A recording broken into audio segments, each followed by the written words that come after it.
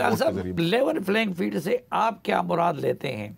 और peoples party या नून league या JUI या ANP के साथ गुज़िश्ता सालों में होने वाली ज़्यादतियों के अज़ाले के बग़ैर अगर हम इलेक्शन में जाएंगे तो क्या वो लेवल प्लेइंग फील्ड होगा?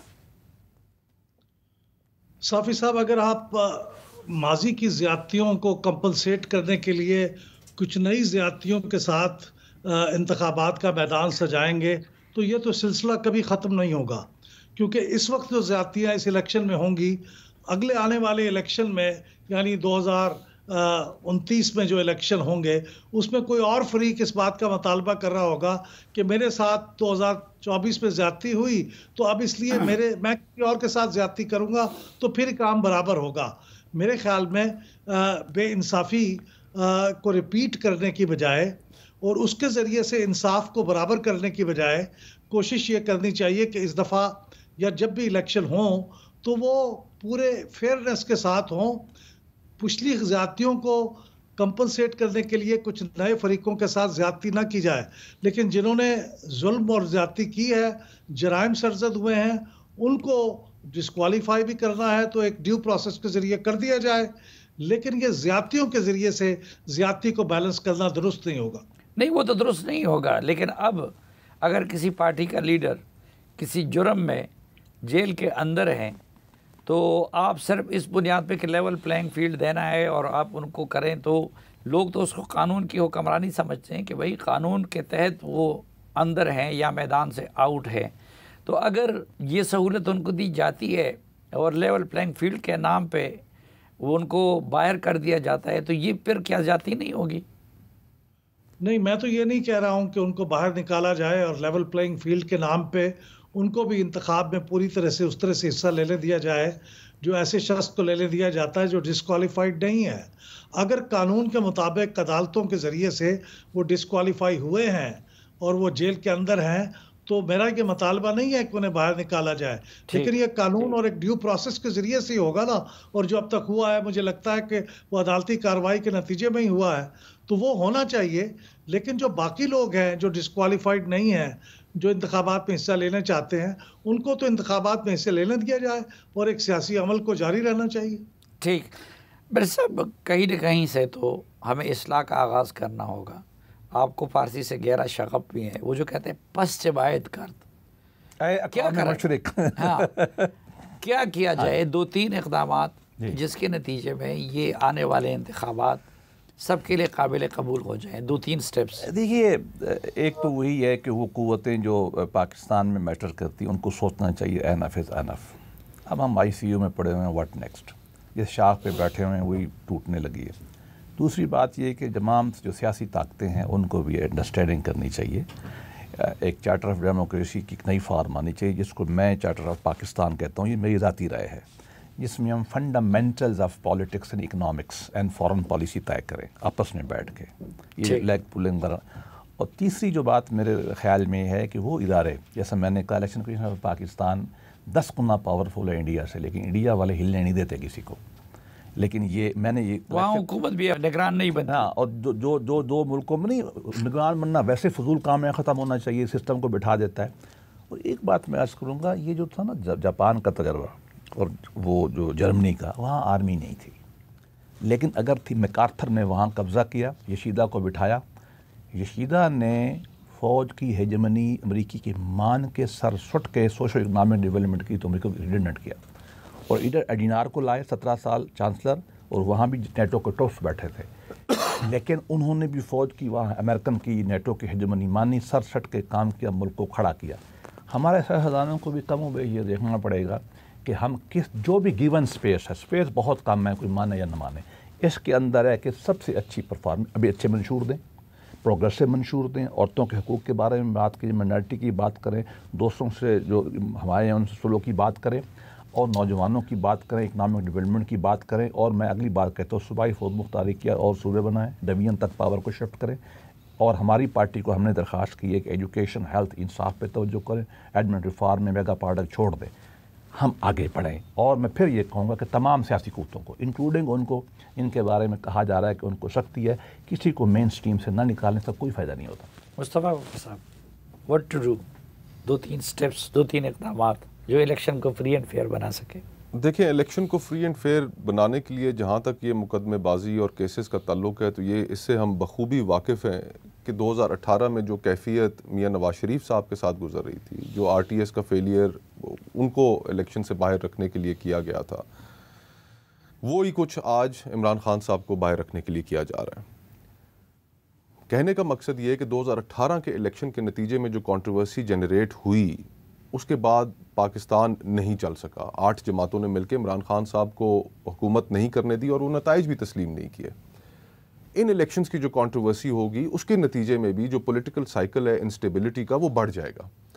तो अगर हमने इस पॉलिटिकल इंस्टेबिलिटी के साइकिल को अब तोड़ना है, तो उसको तोड़ने के लिए जो सबसे पहली चीज़ है वो लेवल प्लेइंग फील्ड ये है कि तमाम सियासी कायदीन को कम अज़ कम अवाम के पास जाकर बात करने की तो इजाज़त होनी चाहिए, उनको अपना मंशूर देने की इजाज़त होनी चाहिए। किसी एक जमात के ऊपर ज़्यादा सख्ती नहीं होनी चाहिए कि वो कॉर्नर मीटिंग भी ना कर सकें। तो ये सारे सियासी माहौल को इस तरीके से एक ये बैलेंस नज़र आ रहा है कि वो टिल्ट हुआ है सिर्फ एक मखसूस मुस्लिम लीग नून, मेरे ख्याल में, उस जमात की जानिब।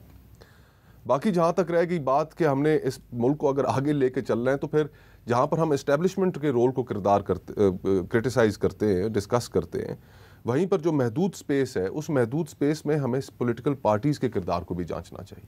किसी पॉलिटिकल पार्टी के अंदर डेमोक्रेसी नहीं है, किसी पॉलिटिकल पार्टी के अंदर इख्तिलाफ राय की गुंजाइश नहीं है, किसी पॉलिटिकल, और जो सबसे इंपॉर्टेंट जो चीज़ है कि पॉलिटिकल पार्टीज़ की आप कमिटमेंट देखिए कि जो जहाँ से ऑल्टरनेट लीडरशिप उभरती है, for example local government elections, कि तमाम ये जो MNA और MPA और सेनेटर क्लास है, ये उसके आगे एक दीवार बनकर खड़ी है कि इस मुल्क के अंदर नई जो पॉलिटिकल क्लास है या ऑल्टरनेट लीडरशिप है वो जन्म ना ले ले।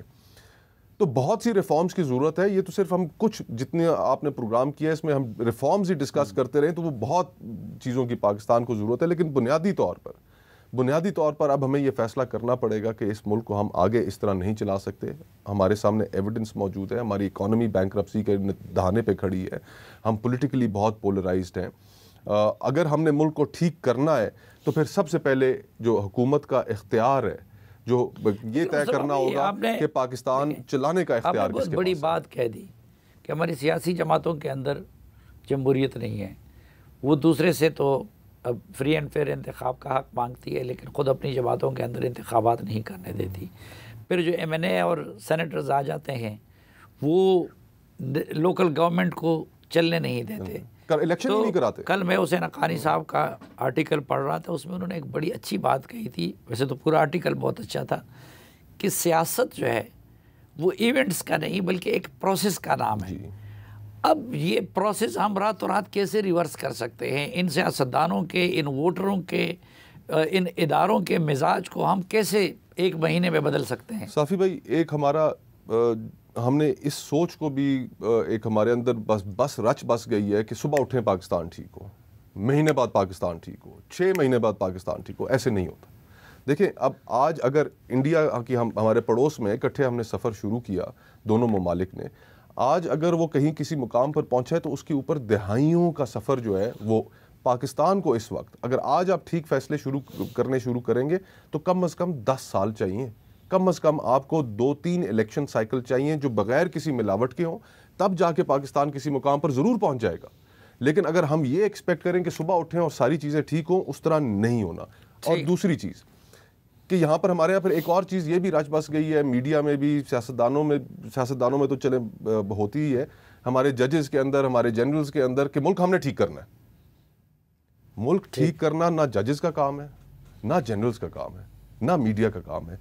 मुल्क ठीक करना सियासतदानों का काम, सियासतदानों का काम और सियासतदानों को अब अपनी जो माजी की जितनी हमने गुफ्तगू की है, अब उनको भी अपने आप को बदलाना पड़ेगा, सियासत को भी बदलाना पड़ेगा। ये 25 करोड़ लोगों का मुल्क है, ये नहीं चल रहा। अच्छा अहमद बिलाल साहब, ठीक है, ये बात दुरुस्त है कि रातों रात कोई भी मुआशरा ठीक नहीं हो सकता, कोई भी मुल्क ठीक नहीं हो सकता।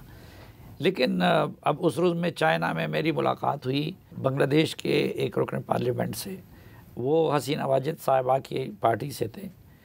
तो हमारी गुफ्तगू हो रही थी, उन्होंने कहा कि 3 स्टेप्स बता दिए मुझे कि इन 3 स्टेप्स की वजह से बांग्लादेश की हालत बदल गई। तो कुछ चीज़ें क्विकली भी हो सकती हैं, तो आप 2-3 ऐसी चीज़ें क्या प्रपोज़ करेंगे अगले इंतखाबात के हवाले से कि किसी हद तक हम बेहतरी की तरफ सफ़र कर सकें? साफ़ी साहब, बुनियादी बात यह है कि प्रोसेस को चलने दिया जाए। अगर प्रोसेस को बार बार रोका जाएगा और पटड़ी से उतारा जाएगा, फिर तो आप कुछ भी नहीं कर सकेंगे। और हमने यही किया है ना, पौधा लगाया, थोड़ा सा बड़ा हुआ तो फिर उसको बाहर उखाड़ के देखते रहे कि कितना जमा है, कितना उगा है, उसके नतीजे में फिर पौधा दोबारा लगाना पड़ता है। लेकिन अगर प्रोसेस 2018 की तरह हो, जो अभी मुस्तफ़ा साहब कह रहे थे कि इस मरतबा नून लीग को वो हैसियत मिल रही है जो पीटीआई को 2018 में मिली थी, और पीटीआई को वो हैसियत मिलेगी जो 2018 में नून लीग को मिली थी। अगर प्रोसेस इस तरह हो, निज़ाम हाइब्रिड हो, तो फिर उसका चलना तो कोई हल ना हुआ। देखिए, मैं यही तो अर्ज़ कर रहा हूँ कि ये इतना बड़ी बात नहीं है। जो पीएमएलएन को अगर ज़्यादा अहमियत मिल रही है तो मैं उससे ज़्यादा मुत्तफ़िक नहीं हूँ कि ये बात ऐसी है।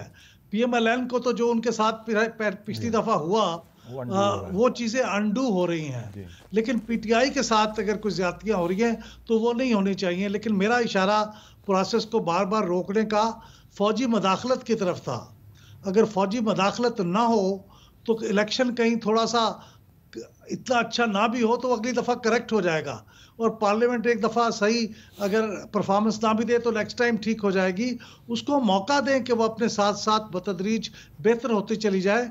ये जो सोच है ना कि हमने मदाखलत करके इसको ठीक करना है, वो बार बार की मदाखलत से हम देख चुके हैं कि वो ठीक नहीं हुआ। तो मदाखलत ना करें। अगर हमने ये तय कर लिया है कि जमहूरियत हमारी डेस्टिनी है, उसके ज़रिए से हमने चलना है, तो फिर इसको चलने दें। गलतियाँ भी होंगी और काम ख़राब भी होगा, फिर ठीक भी हो जाएगा।